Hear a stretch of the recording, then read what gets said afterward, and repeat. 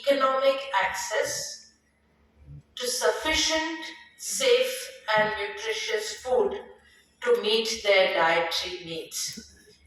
It's a long sentence from FAO. But what it's saying is you need adequate quantity of food. It has to be of the right quality, safe food. It has to be nutritious.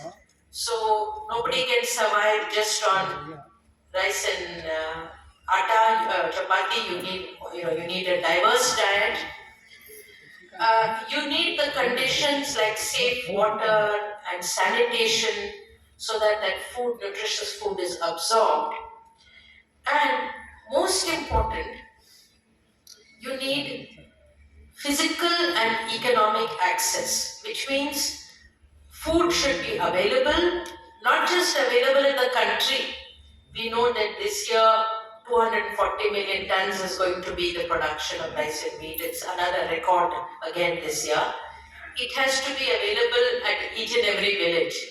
It has to be available locally, and it has to be affordable. So I want to spend a little time on this affordability because I think in some way in India, if you look at the different components of food security, physical production has been growing up. So availability at the national level has been increasing, but that is not the case at the individual level. So what is happening here?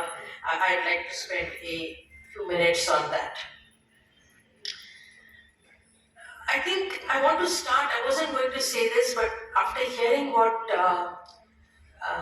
Comrade Prakash has said, that India is the 5th in the world, India is the 3rd in the world, now we are the chair of G20, every day there is some chest thumping.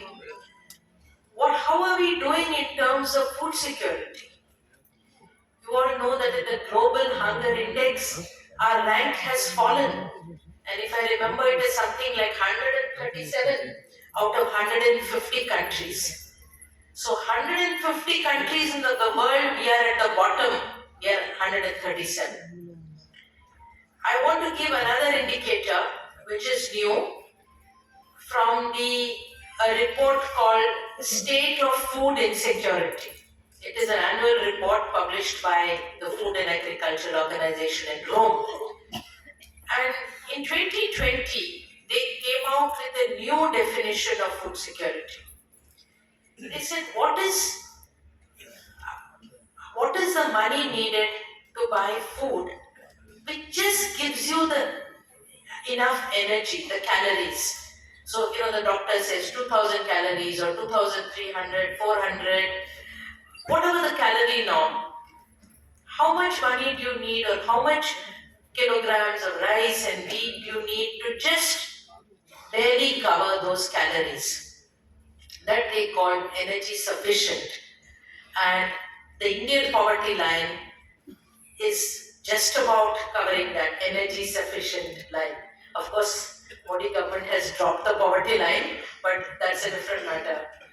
Second, they talk about